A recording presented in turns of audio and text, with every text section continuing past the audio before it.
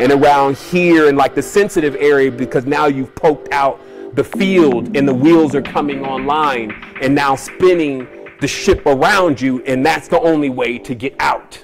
All right, so let's keep going with this. So that's what you need to do. Question is from Orion Tesla. How is the use of negative energy of Saturn being used against us in today's time with all this symbology, and how is it influencing our subconscious for an up and coming transition? Okay. How many times do we have to talk about this? How many times do we have to keep seeing it? Okay, Saturn is a seeder. Okay, he is a horny father. Okay, like he is responsible for seeding, or it. Because the thing is that this is not a male. It has an interlacing triangle. It is a male-female. It is a hermaphrodite. Okay? And this being story is pretty vast as far as how it's been working, but its overall thing is population. Continuously creating more and more beings. Continuously creating. And then what happens with that, though, is that it becomes fuel for it, too.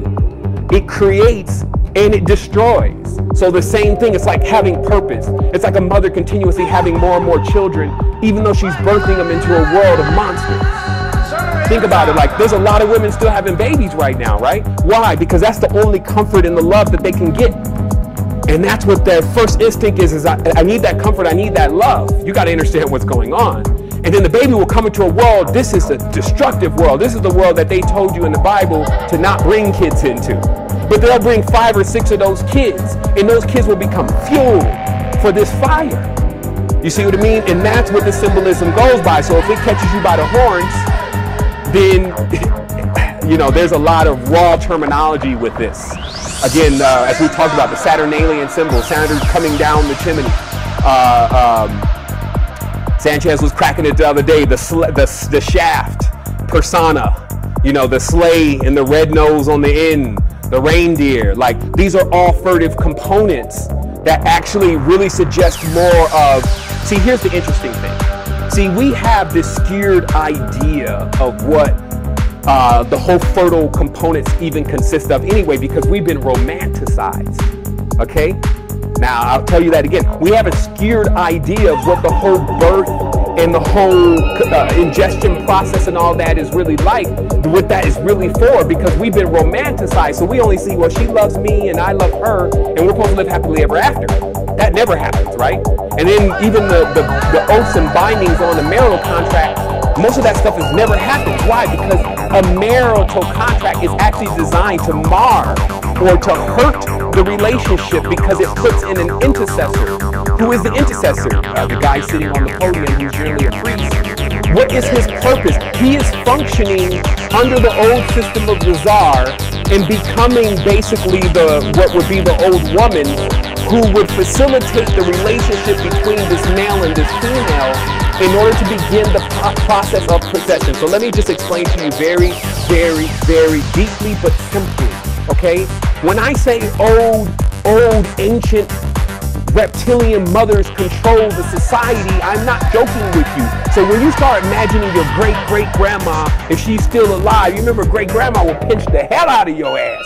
Like great-grandma was kind of mean, right? So I want you to understand again that when you have the responsibility of taking care of an entire generation after generation after generation, it kind of becomes more like the nuns are, more so than it becomes, hey, you know how the mistress is with the kids while she's still on the cell phone looking around and trying to find some new hero. You know, it ain't that kind of relationship. It's okay, I got stuck with these kids and this is how it's going to work. Okay, so this is how it was working.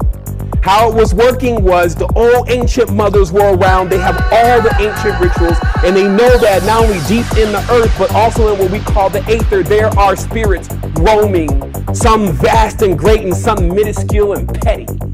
And the only way in which they can get into this plane is through the womb of woman. Okay? Now, man plays this crazy role because he's like the electron gun. That's why his whole thing was really just a clone almost in the scene. They brought man from somewhere else as far as those genes and that possibility. They spliced and split that out.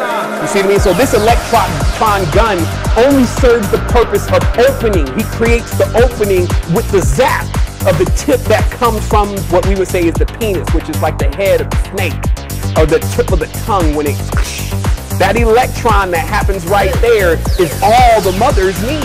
The Moho Mandans, the Bene Jesuits, that's all they need.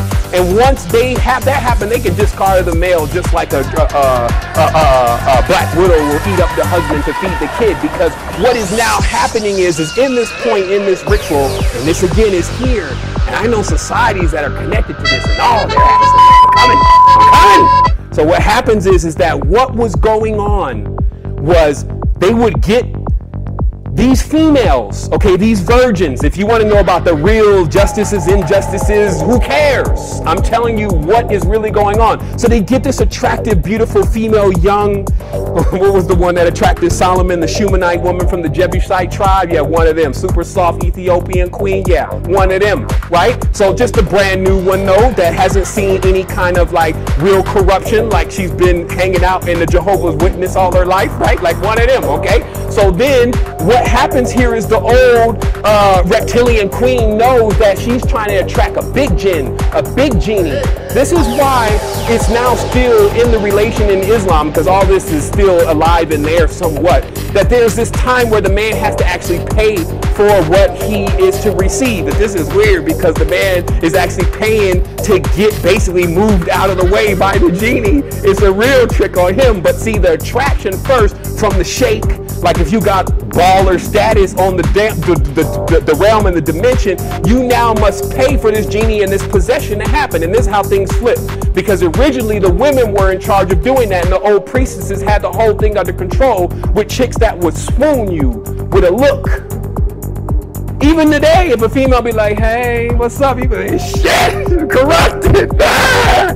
So imagine when they know what they're doing, right? So at the end of the day, that system was under control by a specific force, and now that system is in control mostly by another way of conducting that same force. So let's keep going here. Whew, obviously there's a lot in this. I'm just, I'm working to grapple it because there's still some more there. But let me keep going in this into this conversation here. So again, this is Saturn, is what I'm telling you. That it's Mrs. Doubtfire, okay?